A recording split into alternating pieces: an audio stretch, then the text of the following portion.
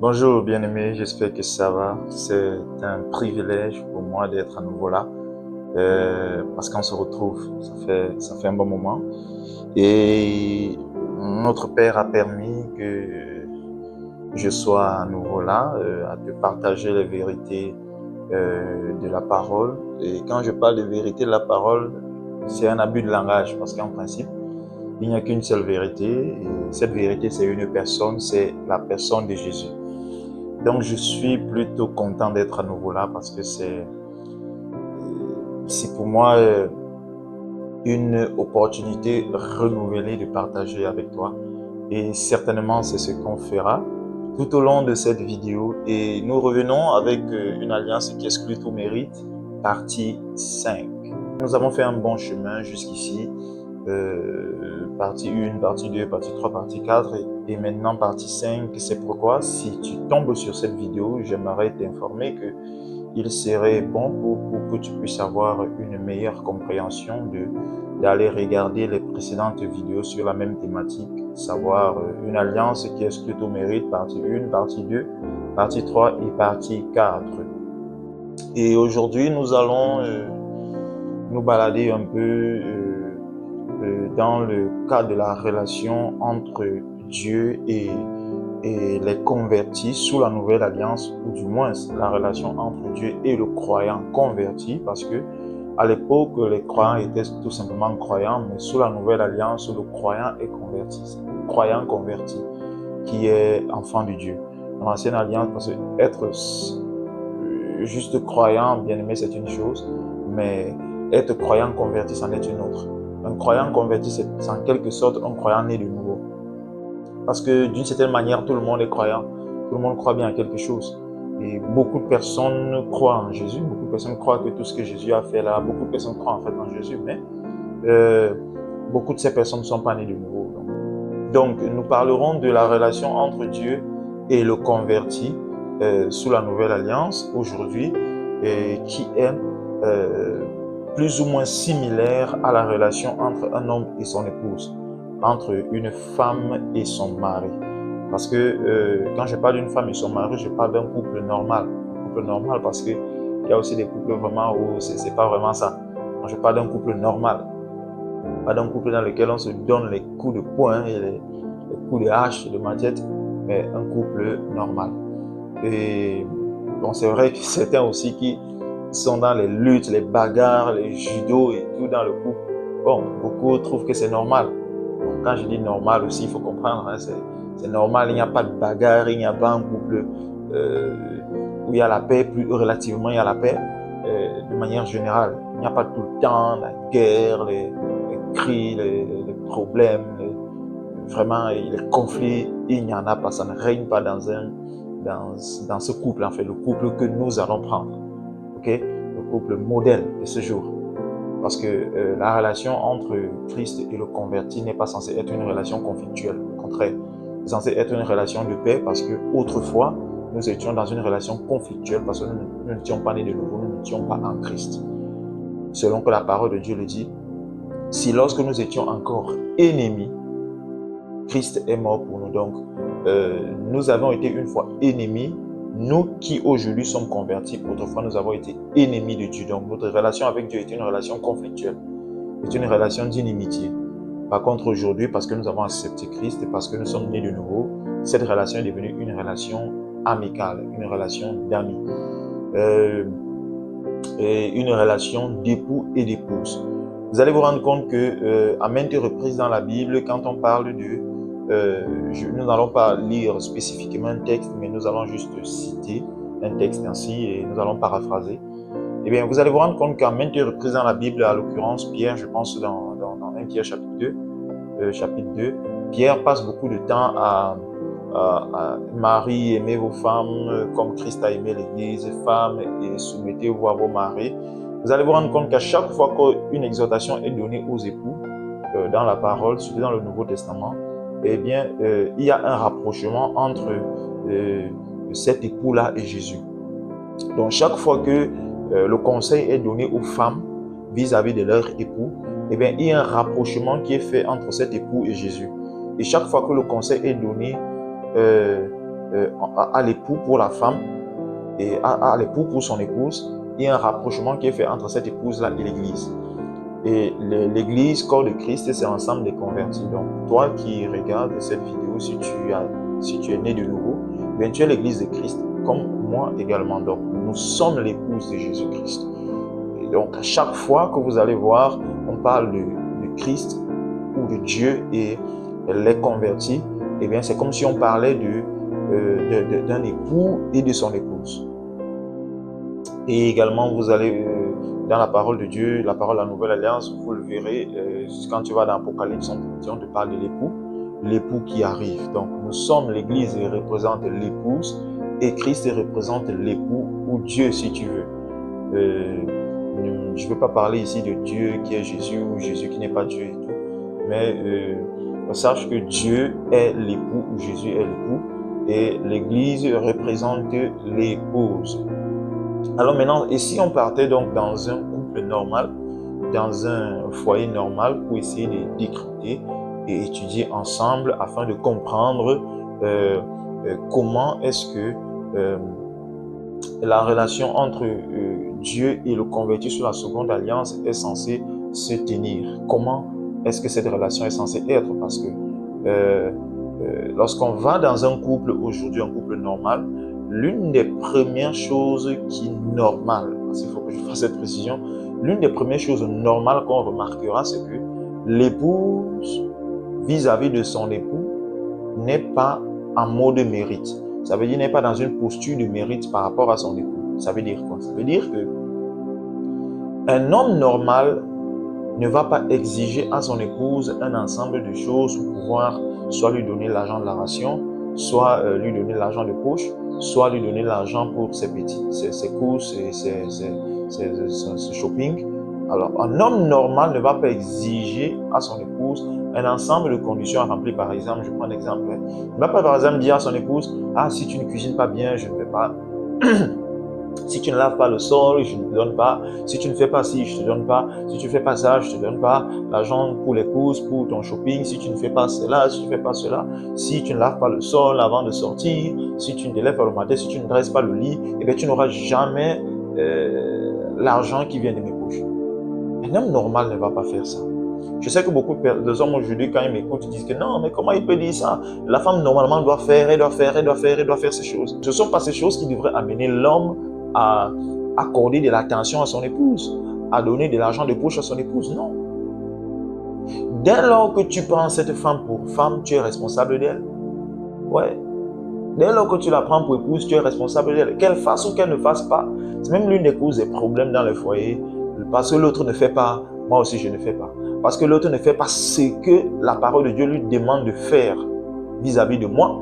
Moi aussi je ne lui ferai pas ce que la parole me demande de faire vis-à-vis d'elle. Mais c'est une bêtise en fait. C'est vraiment une bêtise. Parce que nous ne rendons pas des comptes à nos épouses. Nous rendons des comptes à Christ, à Dieu. Donc, qu'elle fasse ce qu'elle est censée me faire ou qu'elle ne fasse pas, moi je suis tenu de faire ce que la parole me demande de faire. Je suis face à la parole en fait, je ne suis pas face à mon épouse. Je suis face à la parole. Et la parole me dit, traite ton épouse comme ceci. Qu'elle fasse sa part ou qu'elle ne fasse pas. Moi, je suis tenu de faire ma part. Je suis tenu d'être focalisé sur ce que la parole me demande de faire vis-à-vis d'elle. Tu ne dois pas regarder ce que la Bible lui demande à elle de me faire. Non. Je l'ai épousée pour la servir. Et elle m'a accepté comme époux pour me servir également. Et moi, je ne regarde pas son côté en fait. Je suis focalisé sur ma responsabilité vis-à-vis d'elle. Donc, un homme normal, il ne va pas imposer un ensemble de choses à son épouse pour pouvoir lui accorder de l'affection, la protection, pour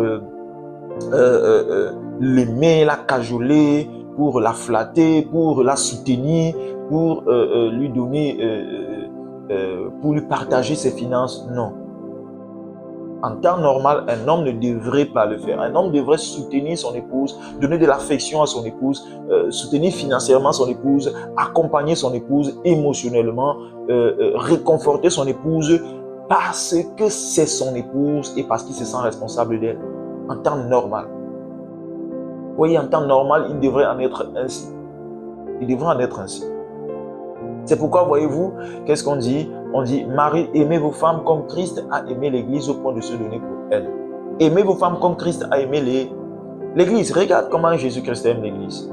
L'Église offense Jésus. L'Église parfois fait des bêtises. Parfois tu fais des bêtises, mais Jésus ne cesse pas de t'aimer parce que tu as fait des bêtises. Tu es d'accord avec moi, n'est-ce pas? Parfois tu fais des choses que tu ne devrais pas faire, mais l'amour de Jésus pour toi ne diminue pas pour autant. Jésus continue à t'aimer grandement. D'ailleurs, regardez le monde. La Bible dit quoi, Jean 3, verset 16, que Dieu a tant aimé le monde qu'il a donné son Fils unique. On ne dit pas que Dieu a aimé, il a tant aimé. Attention, il n'a pas aimé, on ne dit pas qu'il a tant aimé l'Église, mais on dit qu'il a tant aimé le monde. Or, le monde humainement n'était pas aimable à ce temps-là. Et même aujourd'hui, le monde n'est pas aimable. Le monde fait tout ce qui est bon pour offenser Dieu. Le monde ne fait qu'offenser Dieu, ne fait qu'offenser Jésus. Le monde ne fait rien d'autre qu'embêter Dieu, en fait. Ne fait rien d'autre que nuire Dieu. Mais malgré ça, Dieu aime le monde. Dieu a tant aimé ce monde. Donc Dieu a manifesté à ce monde un amour sur mesure, un amour démesuré, je veux dire. Donc, bien aimé, tu vois, ici, on ne parle pas du monde, mais on parle de l'Église. Marie, aimez vos femmes comme Christ a aimé l'Église au point de se donner pour elle. L'amour de Jésus pour toi n'est pas fonction d'abord de ce que tu fais. Ah, je sais que quand je le dis ainsi, c'est vraiment des problèmes. Des gens vont dire, non, mais comment tu peux dire ça? Dieu t'aime. Si tu te comportes mal, Dieu ne t'aime pas. Si tu te comportes bien, Dieu t'aime. Non, bien aimé, c'est pas ça. C'est pas ça l'amour de Dieu. Sinon, Dieu n'aurait pas aimé un monde aussi mauvais au point d'envoyer son Fils unique. Non, bien aimé. L'amour de Dieu pour l'homme n'est pas fonction de ce que l'homme fait. Non. C'est pourquoi ne pense pas que parce que tu es en Christ, Dieu t'aime plus qu'il n'aime celui qui n'est pas en Christ et qui aime meurtrier, un assassin qui tue les gens tous les jours. Non. L'amour de Dieu pour toi est pareil que l'amour de Dieu pour un assassin, un meurtrier. Oui. Dieu l'aime tout autant qu'il t'aime toi. Parce qu'en fait, Dieu ne fait exception de personne. Donc, il faut comprendre ça. L'amour de Dieu pour nous n'est pas fonction des circonstances, n'est pas fonction de nos attitudes, n'est pas fonction de nos états d'âme, n'est pas fonction de nos comportements, n'est pas fonction de nos actions. Non. L'amour de Dieu dépend de l'amour de Dieu, dépend de Dieu. Dieu est amour, il est amour. C'est son caractère. Il est amour, il est amour. Et cet amour n'est pas divergent en fonction des personnes, de leurs comportements, de leurs attitudes. Non, c'est le même amour. C'est le même amour. Donc, aimez vos femmes comme Christ a aimé l'Église. Christ n'a pas tenu compte. Jusqu'à aujourd'hui, il ne tient pas compte des bêtises que tu fais pour t'aimer. Non, il t'aime malgré les bêtises que tu fais. Il ne tient pas d'abord compte des bêtises que tu fais pour te protéger. Non, il te protège malgré les bêtises que tu fais. Attention, ça ne signifie pas que tu dois faire des bêtises tout le temps. Tu dois te permettre de faire des bêtises. D'ailleurs, si tu te permets de faire des bêtises, il est fort possible que soit tu n'es pas né de nouveau, soit tu es né de nouveau, mais tu n'aimes pas vraiment Dieu. De toute évidence, il est fort possible que tu n'aimes pas vraiment Dieu. Parce que quand on aime, on évite d'offenser. Et oui, c'est ça. C'est pourquoi j'évite de faire des bêtises, ou du moins, je ne fais pas des bêtises aujourd'hui, pas parce que je veux susciter la protection de Dieu sur ma vie, mais non, parce que Dieu me protège, que je fasse des bêtises ou pas. Parce que je suis son fils, il se sent responsable de moi. Je suis son épouse, il se sent responsable de moi. Mais, je ne fais pas des bêtises parce que j'aime Dieu. Parce que ce n'est pas normal que je l'offense, en fait. Parce que je ne trouve pas normal de l'offenser. Parce que ça ne me plaît pas de l'offenser. Quand je l'offense, je suis moi-même mal à l'aise. Ok? Aime ton épouse. Accorde de l'affection, de l'attention à ton épouse. Qu'elle fasse ou qu'elle ne te fasse pas. Qu'elle se tienne bien ou qu'elle ne se tienne pas bien. Non. Ton épouse n'est pas censée mériter la protection que tu lui accordes. Tout comme le converti n'est pas censé mériter la protection de Dieu. Parce que Dieu est son époux. Christ est son époux. Il n'est pas censé mériter la protection de Christ. La femme n'est pas censée mériter les finances de son mari. Non. Non, frère, bien aimé, ce n'est pas normal. Si tu connais un pareil couple, eh bien, c'est un couple anormal. Ce n'est pas normal. La femme n'est pas censée mériter les finances de son mari aussi. Le converti n'est pas censé mériter les bénédictions de Christ. Et d'ailleurs, pour que nous n'ayons pas à chercher à mériter quoi que ce soit, qu'est-ce que Dieu a fait? Il s'est arrangé à ce que la bénédiction soit attachée au fait d'être en Christ. Ainsi, une fois que tu acceptes Christ, une fois que tu nais de nouveau, tu es en Christ. Et parce que tu es en Christ, tu es déjà béni. Il s'est arrangé à ce que la bénédiction soit attachée à ce fait, au système en Christ, au fait d'être en Christ. Pour ne pas qu'une fois en Christ, on cherche à mériter ces bénédictions par un ensemble d'actions qu'on pose. Bon, et malheureusement, c'est une chose beaucoup n'ont pas compris. C'est une chose qu'on n'a pas compris jusqu'à aujourd'hui. Et nous pensons que comme nous sommes en Christ, nous ne sommes pas bénis. Il faut qu'on fasse un ensemble de choses pour être bénis. Non, bien aimé. C'est même la raison pour laquelle le fait de dire que Dieu te bénisse, tu seras béni. En fait, c'est des abus de langage. Normalement, tu es béni. Oui, tu es béni. Pas que Dieu te bénisse. Non, parce que Dieu ne te bénira plus. Bien aimé, Dieu n'a plus à bénir le converti. Dieu ne te bénira plus. Tu es déjà béni en fait. Dieu s'est arrangé à te mettre dans un système de bénédiction en fait. C'est comme l'exemple que j'avais eu à prendre, je pense, dans la première ou dans la deuxième vidéo, de la boutique et de la boulangerie. Eh bien, le boutiquier va passer son temps à passer des commandes de pain auprès de la boulangerie. Eh bien, il y aura un transporteur.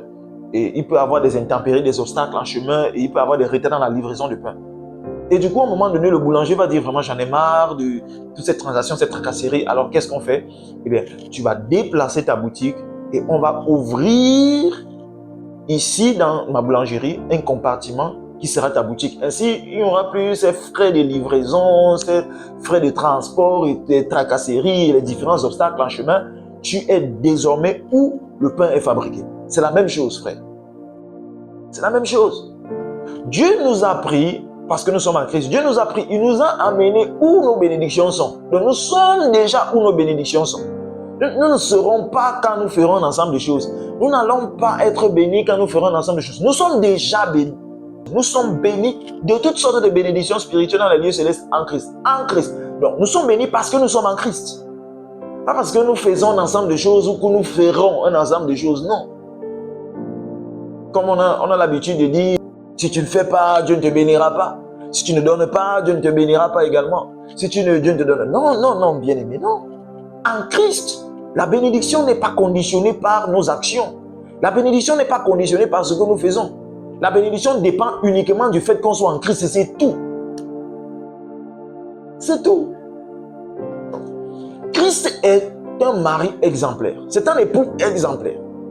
Il ne va pas imposer à son église, il ne va pas imposer à son épouse un ensemble de choses pour mériter sa protection. Comme parfois on le dit, que si tu ne te lèves pas très tôt le matin pour baliser la journée par le sang de Jésus, saturer l'atmosphère par le sang de Jésus, ou invoquer la protection de Jésus, eh bien c'est Satan qui va programmer ta journée, c'est Satan qui va planifier ta journée, c'est Satan qui va saturer ta journée d'obstacles et d'embûches.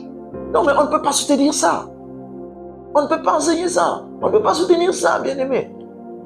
Ta protection ne dépend pas des prières que tu fais. Christ ne te protège pas parce que tu lui demandes de te protéger. C'est absurde. Christ te protège parce que il se sent responsable de son épouse.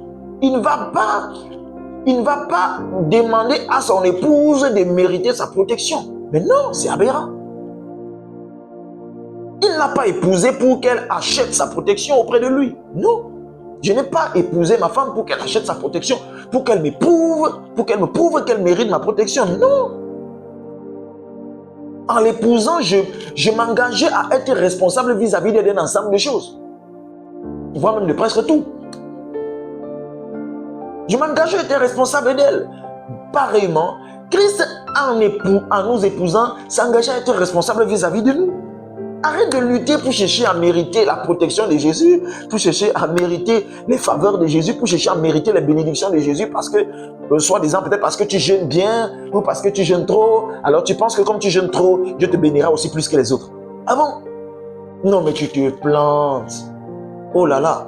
Non, mais tu te trompes gravement. Mais tu te trompes trop.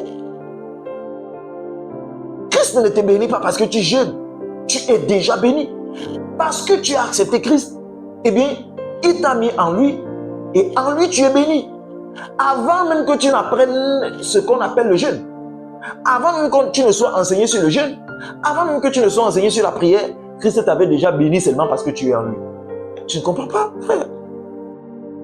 Ce n'est pas parce que tu jeûnes que Jésus-Christ va te bénir ou qu'il va te donner des choses, qu'il va... Non. Le jeûne n'a pas d'influence sur Christ. Le jeûne n'a pas d'influence sur Dieu.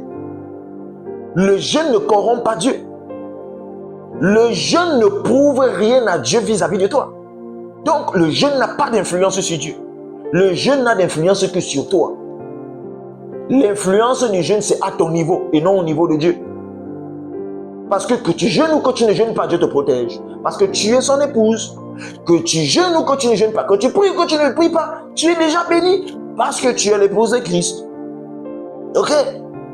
Que tu jeûnes ou que tu ne jeûnes pas, Dieu te préserve parce que tu es son épouse. Ok? Donc, le jeûne que tu fais n'a d'incidence que sur toi. C'est-à-dire quoi? Le jeûne te permet, toi, d'être dans un état qui te permet d'être dans un état de sensibilité à l'esprit. Ok? C'est pas que le jeûne va influencer Dieu, non. Le jeûne a d'incidence sur toi. Tu es trop distrait. Tu es trop attaché à ta chair. Tu es trop conscient de ta chair. Alors tu vas jeûner pour perdre un peu de la conscience de ta chair. Le jeûne n'a pas d'incidence sur Dieu. Parfois on a l'habitude de le dire. Je vais jeûner pour que Dieu me parle. Non frère. Tu n'as pas besoin de jeûner pour que Dieu te parle parce que Dieu ne parle pas parce que tu jeûnes. Que tu jeûnes ou que tu ne jeûnes pas, Dieu parle.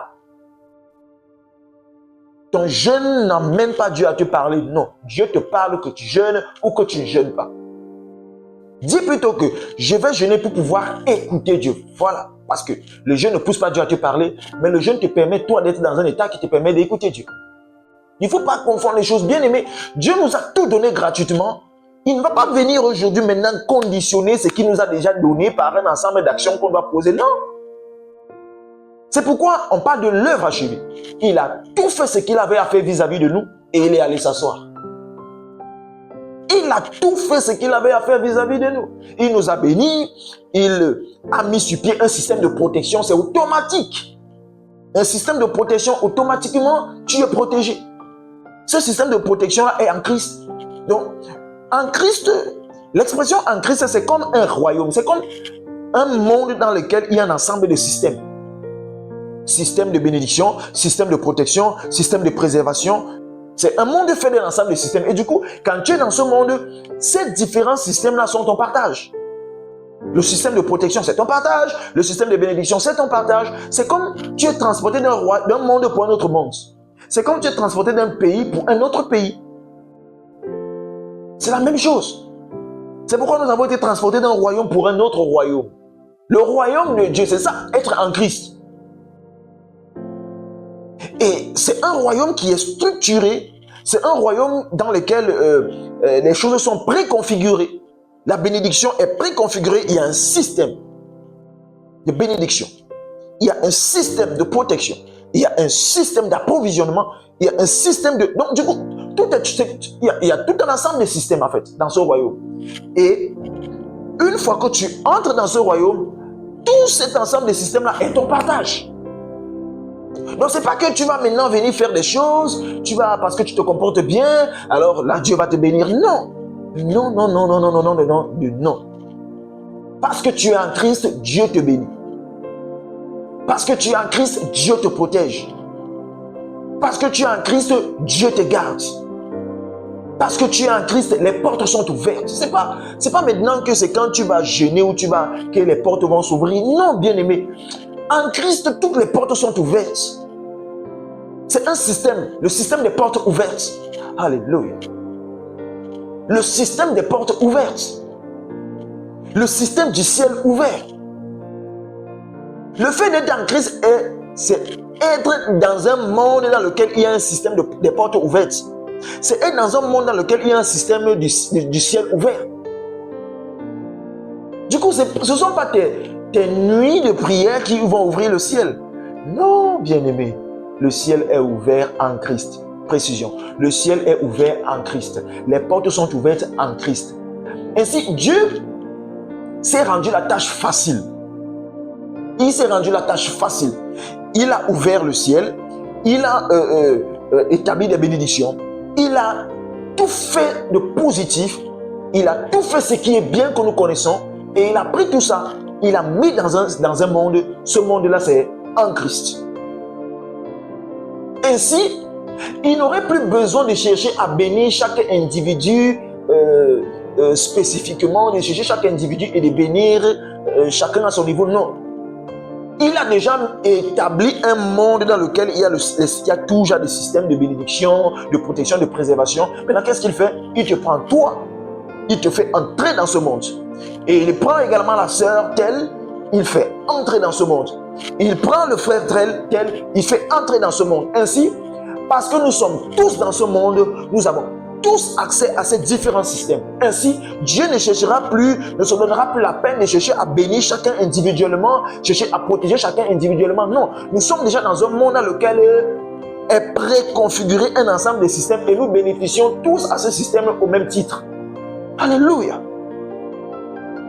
Donc c'est ça, bien aimé, mais on ne comprend pas. On ne comprend pas. Tout est préconfiguré. Il a préconfiguré la bénédiction, la protection. Il a préconfiguré tout. Pour ceux qui sont des adeptes de l'informatique, certains logiciels, par moment donné, il faut préconfigurer. Il y a des préconfigurations, des choses préconfigurées. Tu viens seulement, tu prends ce qui a été préconfiguré, tu appliques au travail que tu es en train de faire. Et c'est par exemple un logiciel de compression de vidéo. Donc, un compresseur de vidéo, quand vous entrez dans ce logiciel, par moment, vous allez voir, on va te dire, ok, on va te dire de configure comment tu aimerais compresser ta vidéo. Alors, tu vas configurer. Après, on va te demander, est-ce que tu aimerais enregistrer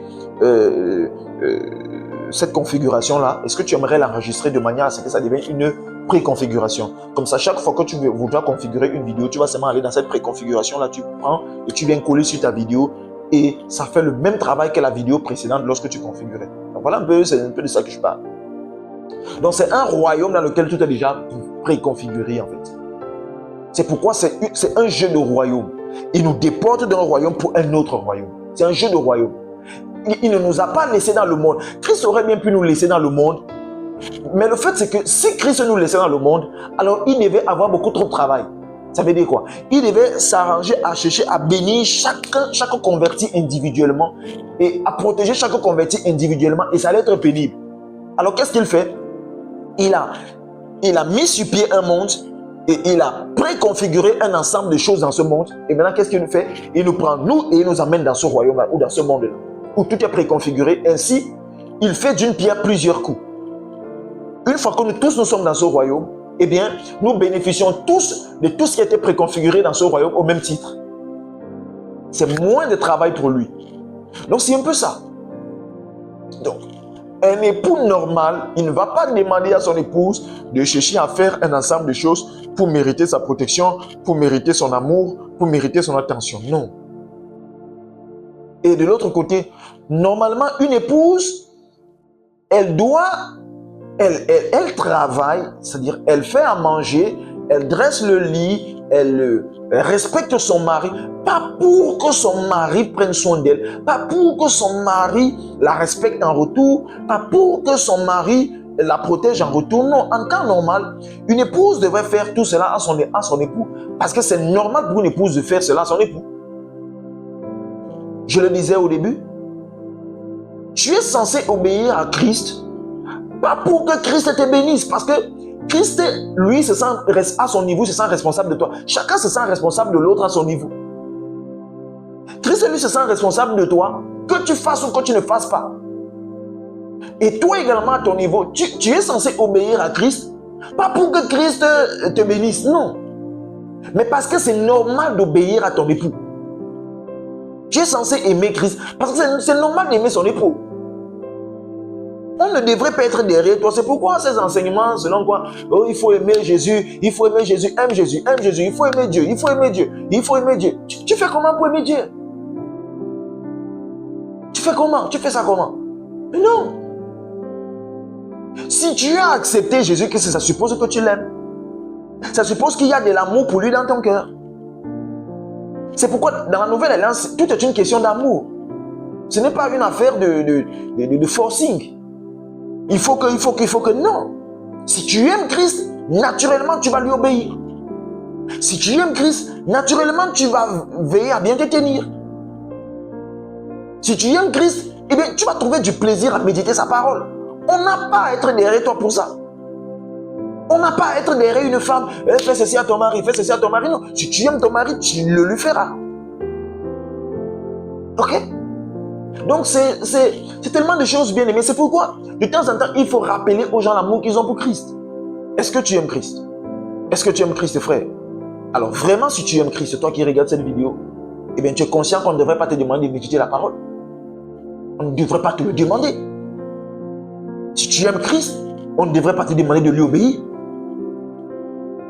Ne cherche pas à savoir, ok, quand je vais obéir, qu'est-ce que j'aurai en retour? Quand je vais obéir, qu'est-ce qu'il me donnera en retour? Non, tu es cupide, tu es égoïste. Or, il est dit l'amour, l'amour n'est pas égoïste. 1 Corinthiens 13. L'amour n'est pas égoïste. Malheureusement, de manière générale, beaucoup de chrétiens sont égoïstes. Vraiment égoïstes. Ils pratiquent la parole parce qu'ils s'attendent à ce que. Ils obéissent à Dieu parce qu'ils s'attendent à ce que. Tu es égoïste. Tu es égoïste.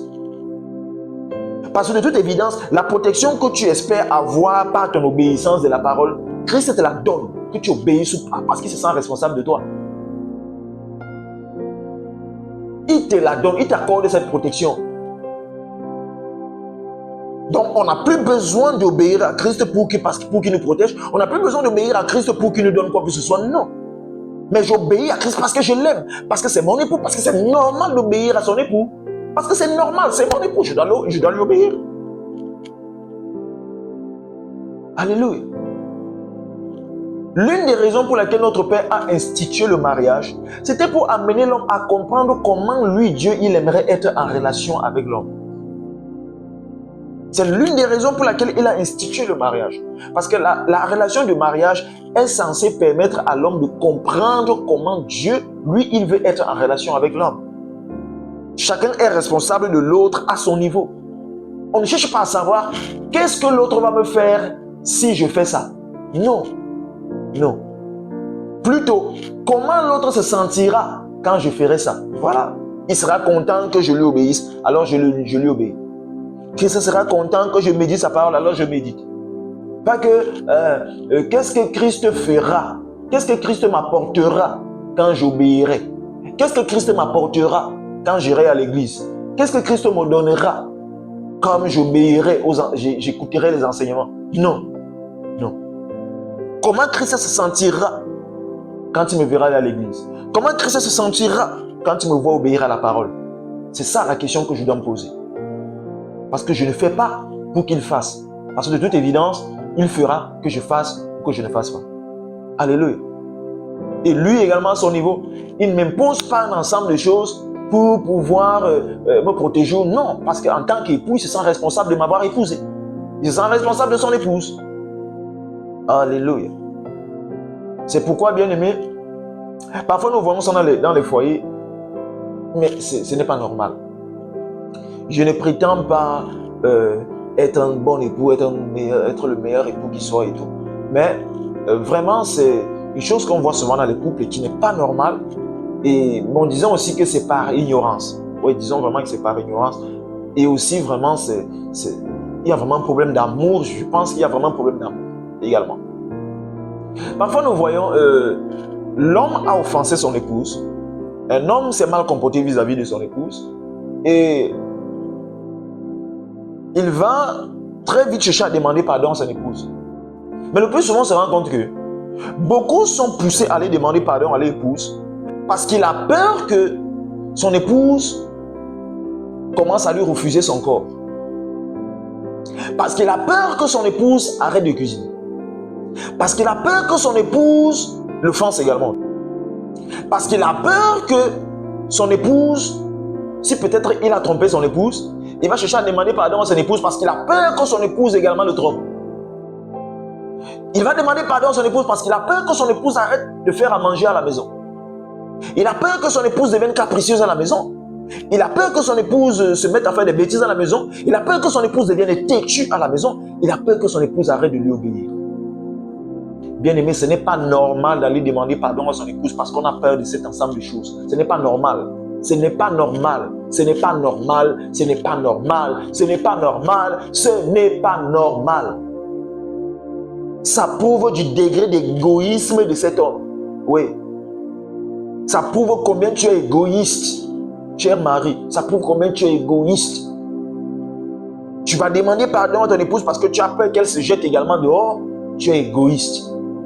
Ton pardon n'est pas sincère. Tu vas demander pardon à ton épouse parce que tu as peur qu'elle arrête de faire à manger à la maison. Tu es égoïste. Tu ne penses qu'à toi. Tu vas demander pardon parce que tu veux qu'elle continue à faire à manger. Donc tu ne penses qu'à toi. Tu es égoïste. Tu ne penses pas à elle. Tu t'en fous de ce qu'elle ressent.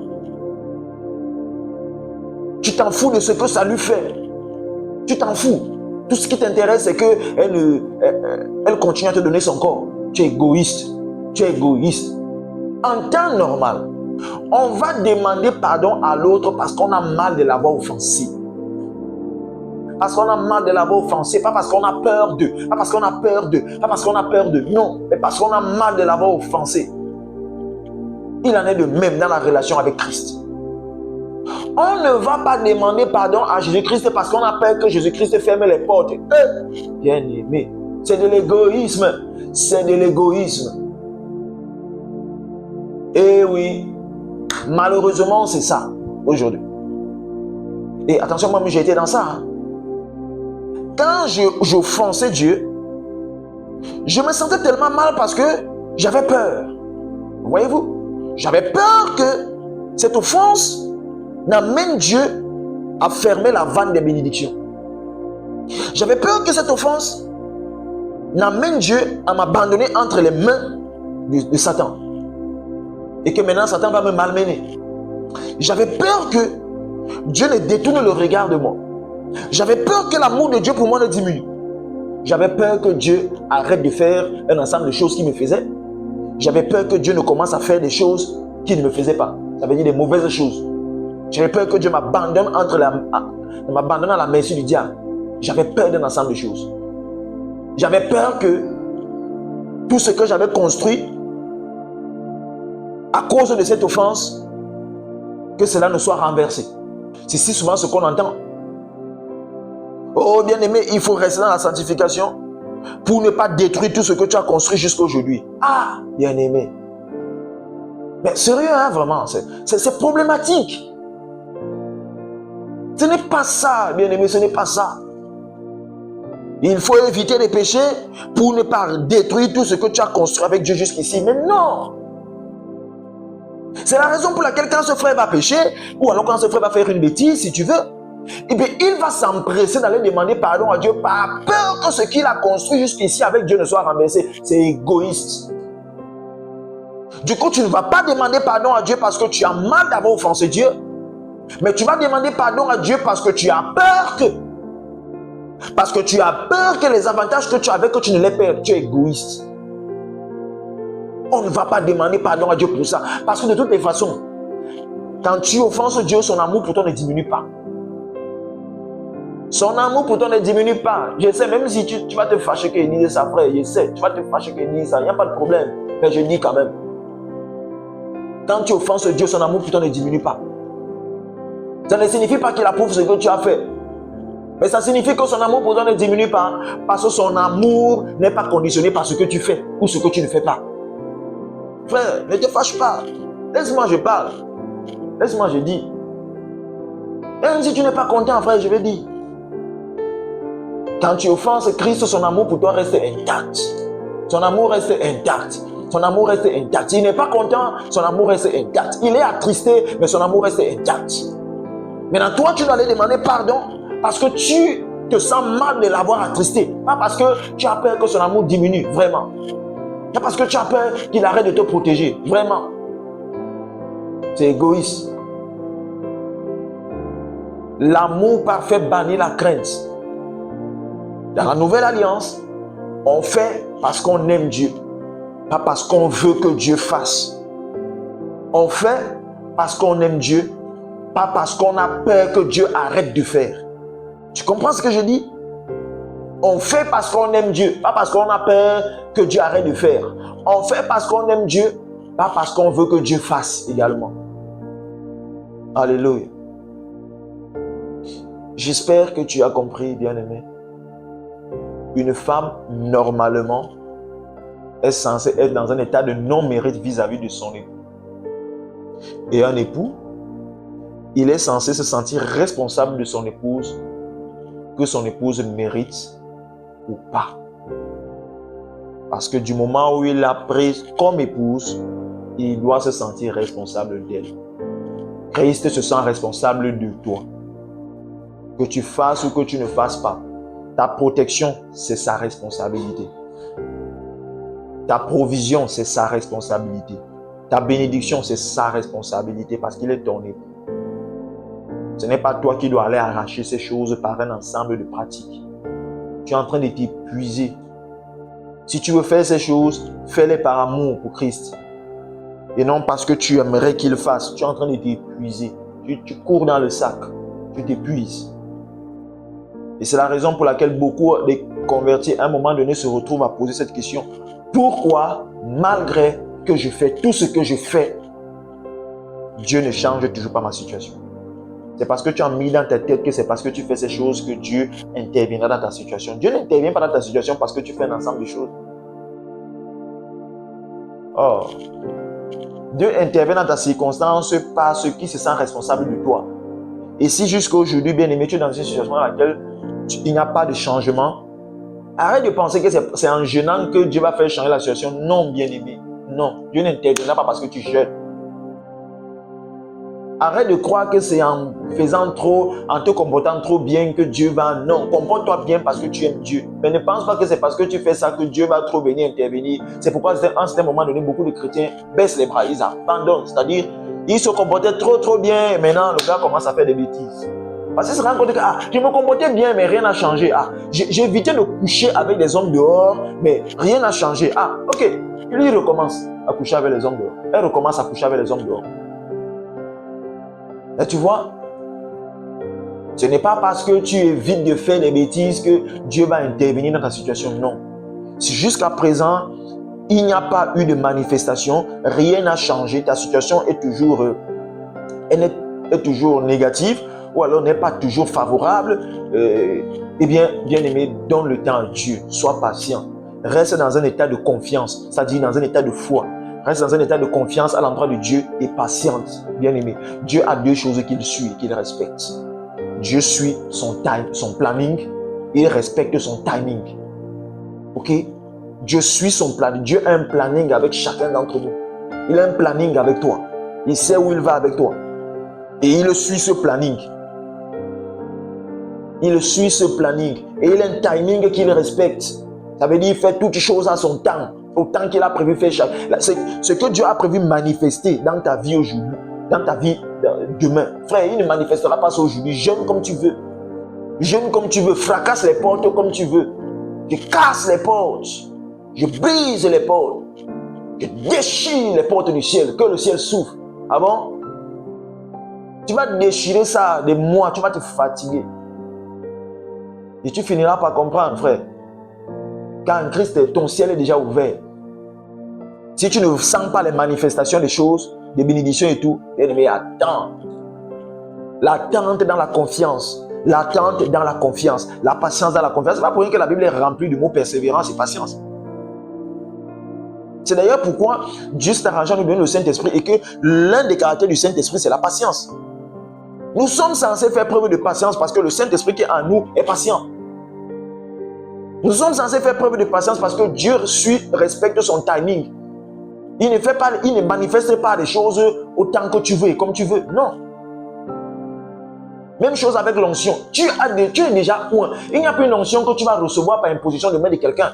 Si aujourd'hui tu ne vois pas la manifestation d'un aspect de l'onction, bien aimé, laisse, Dieu ne manifestera. Si Dieu n'a pas prévu manifester ça aujourd'hui, frère, il ne manifestera pas ça aujourd'hui. Parce qu'il déclenchera la manifestation de chaque don que tu as au temps opportun, selon le programme qu'il a avec toi, selon le planning qu'il suit. Maintenant, on cherche l'onction partout. On cherche la puissance partout. On cherche l'onction partout. Et le Saint-Esprit que tu as, c'est quoi? Tu n'as pas vu qu'il est écrit, vous recevrez une puissance, le Saint-Esprit survenant sur vous. Que par ce verset, la puissance a un nom, c'est le Saint-Esprit.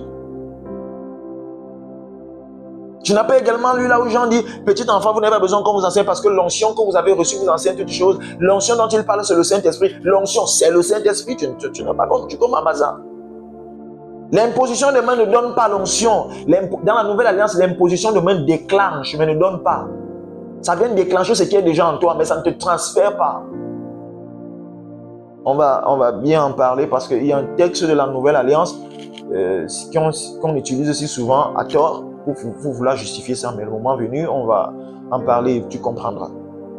Nous sommes tous loin de la même onction. Frère, nous sommes tous au point de la même onction. Nous sommes tous au point de la même onction, de la même onction, de la même onction. C'est pourquoi, frère, la langue de feu n'est pas quittée de la tête de Pierre pour se communiquer aux autres frères. Chacun a reçu la même langue de feu.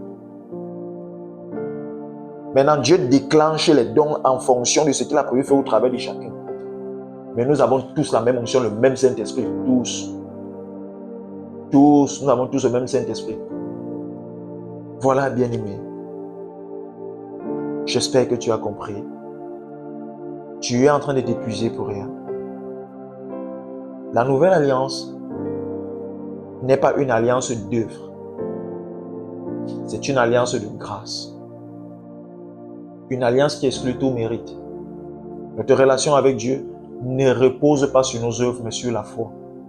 Selon qu'il est écrit, le juste vivra par la foi. Au nom de Jésus, tu es béni.